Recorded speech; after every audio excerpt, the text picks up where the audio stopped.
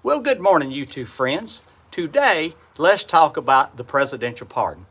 And let's try to answer this question, is the power to pardon really right? Now, this power is indeed given to presidents in our Constitution. I quote from Article 2, Section 2. It says, the president shall have the power to grant reprieves and pardons for offenses against the United States.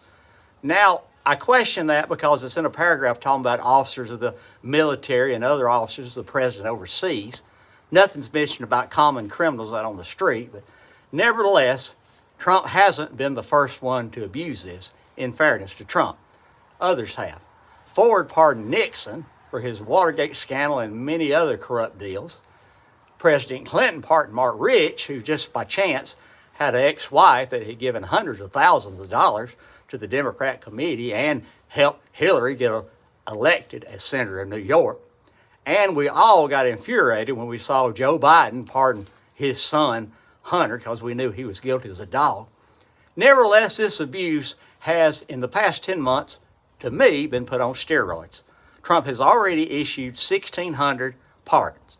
1,500 were those that committed the riot and the insurrection on our Capitol on January the 6th. Here recently, he pardoned a man named Champagne Zola, who had enriched himself corruptly in the crypto business and helped the Trump family also enrich themselves in that business.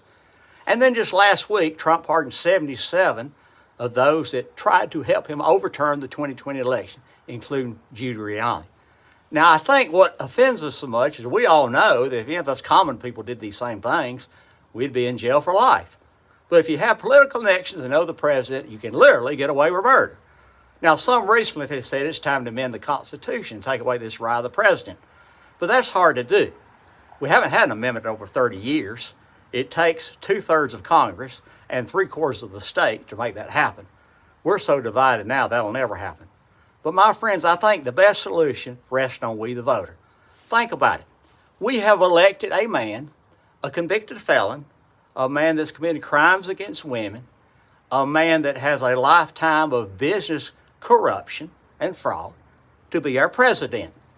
When you elect a criminal to be your president, what could we expect but for him to be sympathetic with other criminals that have helped him? No, my friend, amendment's not going to happen. But we as voters need to be a lot wiser and make sure we pick leaders with character that believes and follows right and wrong in our Constitution. You have a good day, and I thank you for watching.